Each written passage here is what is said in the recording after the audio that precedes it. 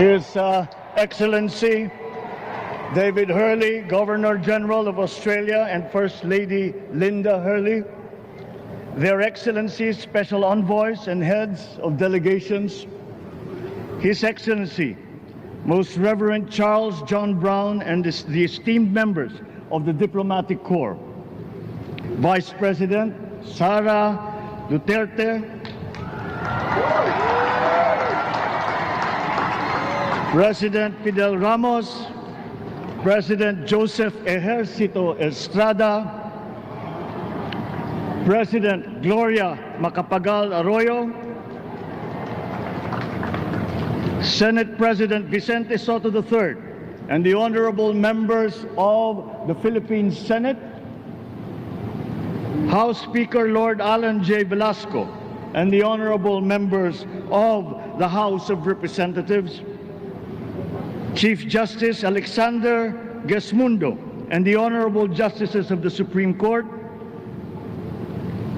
of course, First Lady Lisa Araneta, and my children, Alexander, Sandro, Simon, and Vincent. I cannot proceed without a special greeting, of course, to the former First Lady Imelda Romualdez Marcos,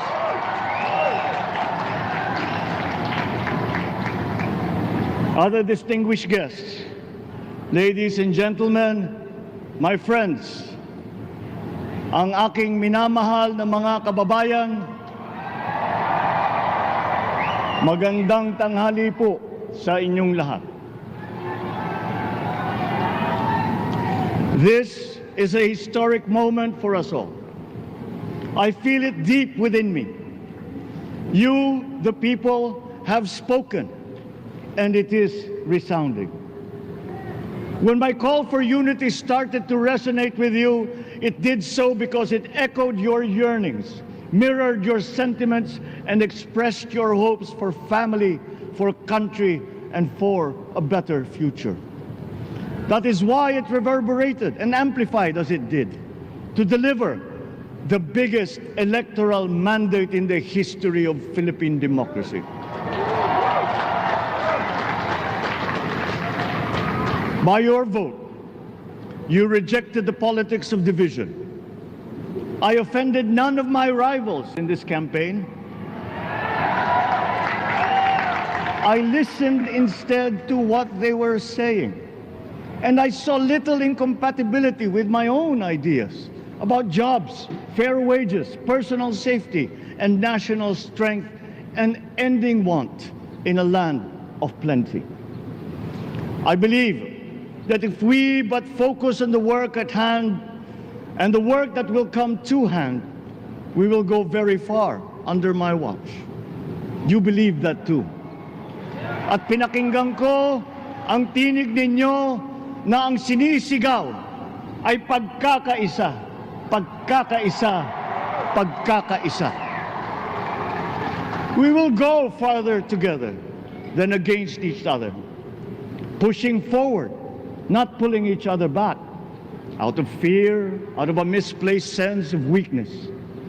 But we are the furthest from weak.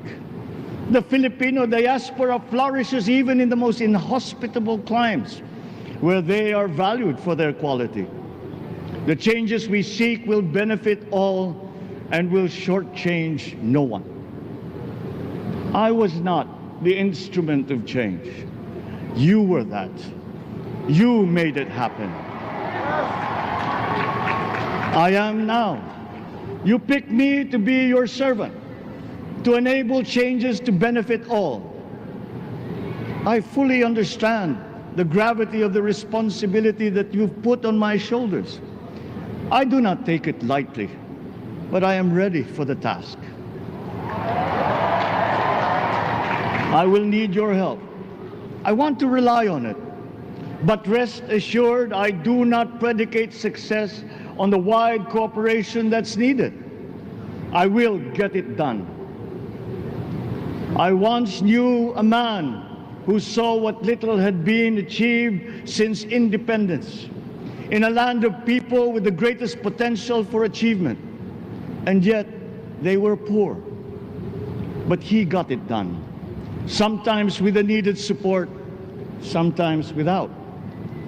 So will it be with his son. You will get no excuses from me.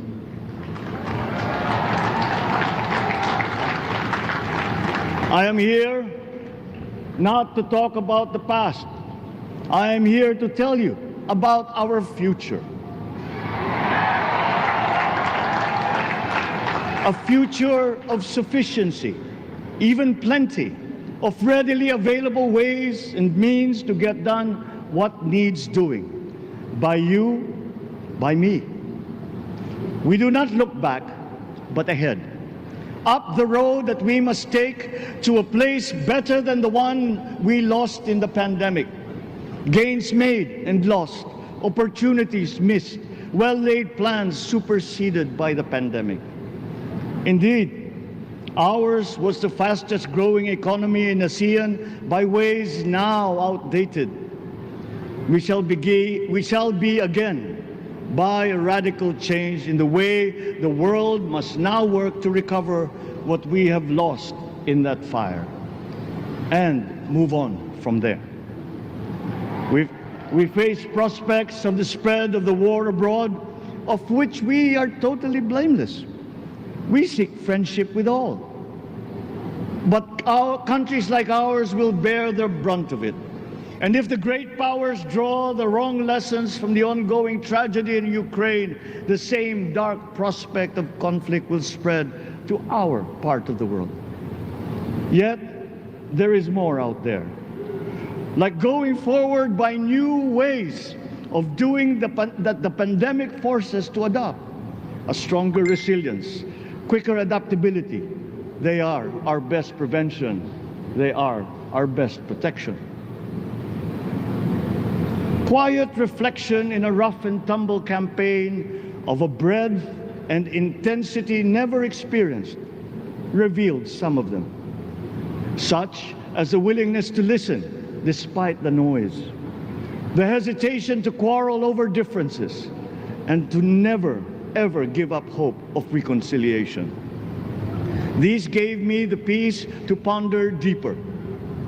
There are hints of a road not taken that could get us out of here quicker, to something better, something less fragile.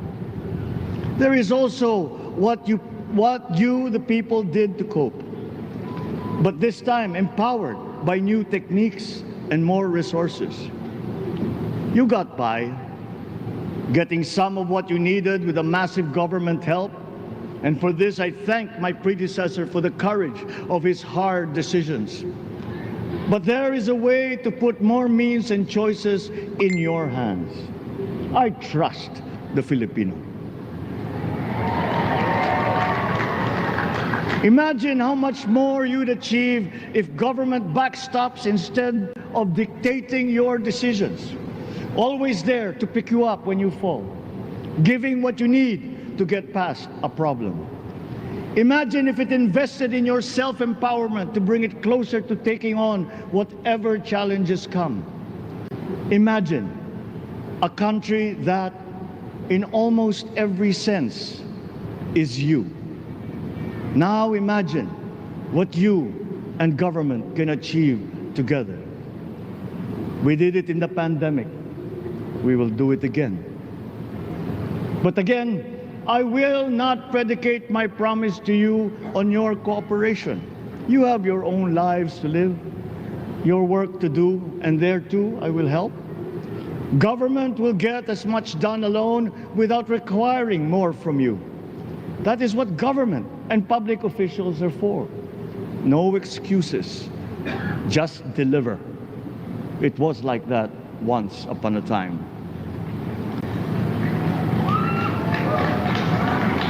I did not talk much in this campaign. I did not bother to think of rebutting my rivals. Instead, I searched for promising approaches better than the usual solutions. I listened to you. I did not lecture you who has the biggest stake in our success. And the forthcoming State of the Nation will tell you exactly how we shall get this done. In this fresh chapter of our history, I extend my hand to all Filipinos. Come, let us put our shoulders to the wheel and give that wheel a faster turn to repair and to rebuild and to address challenges in new ways, to provide what all Filipinos need, to be all that we can. We are here to repair a house divided, to make it whole, and to stand strong again in the Bayanihan way, expressive of our nature as Filipinos. We shall seek, not scorn, dialogue. Listen respectfully to contrary views. Be open to suggestions coming from hard thinking and unsparing judgment. But always from us, Filipinos. We can trust no one else when it comes to what is best for us. Past history has often proven that. Solutions from outside divided us. None deepened our understanding. They were always at our expense. Never forget, we are Filipinos. One nation, one republic, indivisible. We resisted and never failed to defeat foreign attempts to break up our country in my father's watch. His strongest critics have conceded that. So let us all be part of the solution that we choose. In that lies the power to get it done. Always be open to differing views, but ever united in our chosen goal. Never hesitating to change it, should it prove wanting. That is how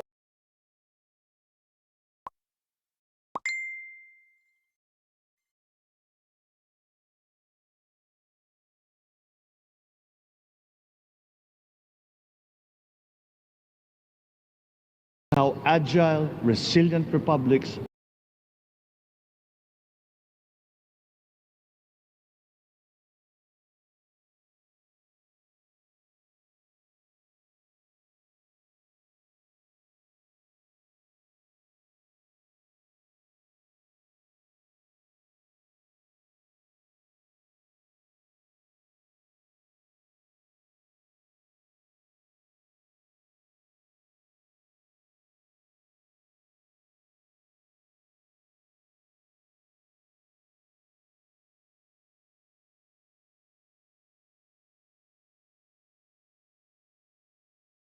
how agile, resilient republics are made. Our future we decide today. Yesterday cannot make that decision anymore, nor can tomorrow delay it. The sooner we start, the surer and quicker the prospect of achieving our future. These are troubling times. What's happening to others can happen to us, but it will not. We see what's happening. We are witness to how it is being stopped, and we have seen the glory that crowns struggle against all odds. Giving up is not an option. We've been through times of bitter division, but united, we came through to this when it shall begin again, but better. The campaigns I've run have taken me here where I stand today. I listened to you, and this is what I have heard. We all want peace in our land. You and your children want a good chance at a better life in a safer, more prosperous country. All that is within reach of a hard-working, warm, and giving race. Your dreams are mine. Pangarap nyo ay pangarap ko. How can we make them come true? How can we do it together? But I will take it as far as anyone with the same faith and commitment can, as if it depended entirely on himself. Sa pangarap na maging mapayapa ang ating bansa, ang pangarap nyo ay pangarap ko. Sa pangarap na maging maunlad ang ating bansa, ang pangarap nyo ay pangarap ko. At sa pangarap na maging mas masinang ang kinabukasan natin at ng ating mga anak, ang pangarap nyo ay pangarap ko. We are presently drawing up a comprehensive, all-inclusive plan for economic transformation. We will build back better by doing things in the light of the experiences that we have had, both good and bad. It doesn't matter. No looking back in anger or nostalgia. In the road ahead, the immediate months will be rough, but I will walk that road with you. The pandemic ravaged bigger economies than ours. The virus is not the only thing to blame. What had been well built was torn down. We will build it back better. The role of agriculture cries for the urgent attention that its neglect and misdirection now demands. Food self-sufficiency has been the key promise of every administration. None but one delivered. There were inherent defects in the old ways and in recent ways too. The trade policy of competitive advantage made the case that when it comes to food sufficiency, a country should not produce but import what other countries make more of and sell cheapest. Then came Ukraine. The most vulnerable when it comes to food are the countries furthest away from the conflict, those bearing no blame for provoking it. Yet they face the biggest risk of starvation. If financial aid is poured into them, though it never is, there is nothing to buy. Food is not just a trade commodity. Without it, people weaken and die. Societies come apart. It is more than a livelihood.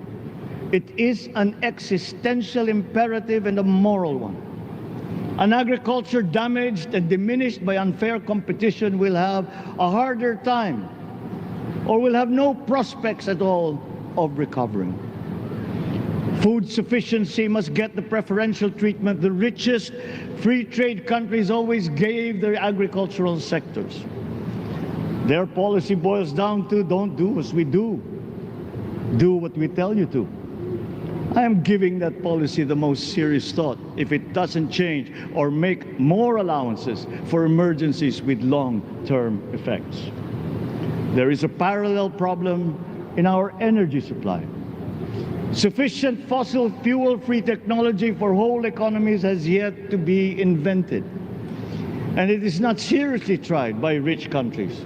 Again, consider the response of the richest countries to the war in Ukraine. But surely, a free world awash with oil can assure supplies. Or we will find a way.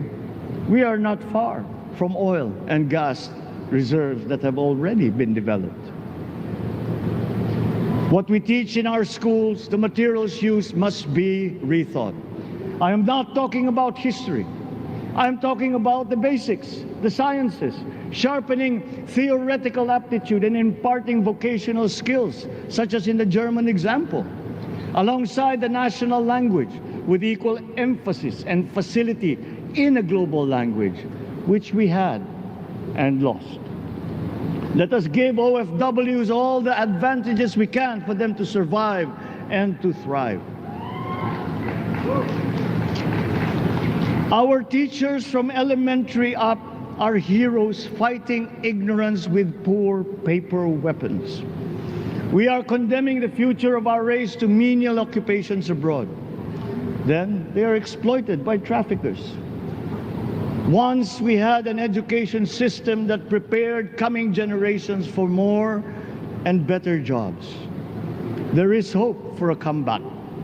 Vice President and soon-to-be Secretary of Education, Sara Duterte Carpio, will fit that mission to a T. We won't be caught unprepared, under-equipped, and understaffed to fight the next pandemic. To start with, we never got over the pandemic of poor, if any, free public health. The last major upgrade of a public health system, exemplified by the resources poured into PGH, predates the current shambles by 3 generations. Our nurses are the best in the world. They acquitted themselves with the highest distinction abroad, having suffered even the highest casualties. With the same exemplary dedication at home, they just got by. They are out there because we cannot pay them for the same risk and workload that we have back here.